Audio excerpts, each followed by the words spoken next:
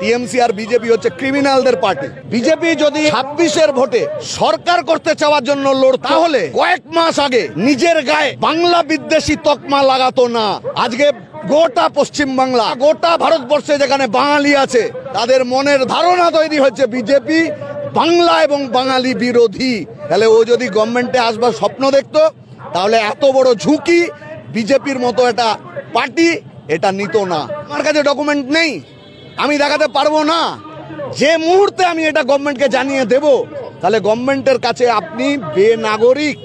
এবারে সময়ের অপেক্ষা, কবে আপনাকে তুলে নিয়ে গিয়ে ডিটেনশন ক্যাম্পে রাখবে, ট্রাইব্যুনালে পাঠাবে, তারপরে পুশব্যাক করবে বাংলাদেশে। তাহলে এতে শুধু মুসলমান বিপদে পড়বে? এ রাজ্যে আসামের থেকেও ভয়ঙ্কর চেহারা হবে। আসামের ডিটেনশন ক্যাম্পে 100 জন যদি গ্রেপ্তার থাকে, তার মধ্যে 20 জন যদি ধর্মে মুসলমান হয়, তাহলে 80 জন হচ্ছে হিন্দু। তাহলে এখানে করলে এক জিনিস হবে, ভয়ঙ্কর চেহারা। তাহলে কেন করছে?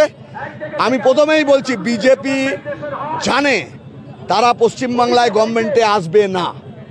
বিজেপি যদি 26-এর ভোটে সরকার করতে চাওয়ার জন্য লড়তো, তাহলে কয়েক মাস আগে নিজের গায়ে বাংলা বিদ্বেষী তকমা লাগাতো না। আজকে গোটা পশ্চিম বাংলা বা গোটা ভারতবর্ষে যেখানে বাঙালি আছে, তাদের মনের ধারণা তৈরি হচ্ছে বিজেপি বাংলা এবং বাঙালি বিরোধী। তাহলে ও যদি গভর্নমেন্টে আসবার স্বপ্ন দেখতো, তাহলে এত বড় ঝুঁকি বিজেপির মতো একটা পার্টি এটা নিত না। তাহলে ও কি করছে? এতে লাভ কার হবে? 21 তারিখের মিটিংয়ের মধ্যে থেকে বুঝেছেন, এই লাভটা তুলতে চায় মমতা। তার ফলে বিজেপির প্রজেক্ট হচ্ছে মমতাকে গভর্নমেন্টে রাখা, আর বিরোধিতার জায়গা যাতে বাম কংগ্রেস ইত্যাদি না থাকে, সেইখানটা বিজেপি রাখা। তাহলে প্রাণ কার যাবে? প্রাণ যাবে গরিব মানুষের, প্রধানত কায়িক শ্রম দেওয়া গরিব মানুষ। সে মুসলমান হতে পারে, উদ্বাস্তু হতে পারে, তপস্বী জাতি উপজাতি, আদিবাসী হতে পারে, প্রান্তিক মানুষ, তারা বিপদাপন্ন হবে। তাহলে এর থেকে বেরোনোর রাস্তা কি?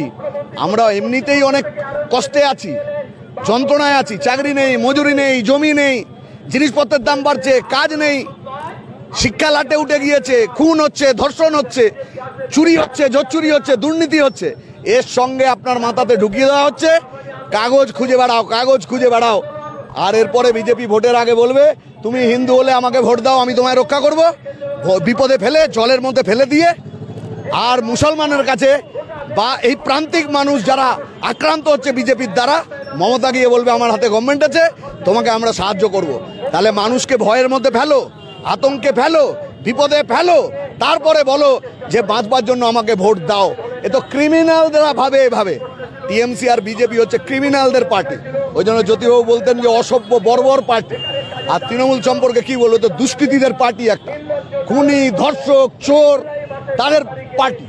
কাজেই তারা বাংলার মানুষ, বাংলার সংস্কৃতি, বাংলার একেবারে বিরাট বড় সংকটের জন্য দায়ী এই দুই দল। আমরা তার বিরুদ্ধেই পথে নেমেছি। এই প্রতিবাদ গোটা পশ্চিম বাংলা জুড়ে ব্যাপকভাবে চলবে। দুজনের যৌথ প্রজেক্টে মানুষ যে ক্ষতিগ্রস্ত হচ্ছে, বিপদে পড়ছে, তার থেকে পরিত্রাণ মানে এই দুটোর বিরুদ্ধে মানুষকে তাদের মুখোশ খুলে দিতে হবে, আর ওদেরকেই সরাতে হবে, তা নইলে মানুষের পরিত্রাণ নেই। এখন স্মার্ট গ্যারেজে মোটর বাইক সার্ভিসিং শুরু হচ্ছে মাত্র 99 টাকা থেকে।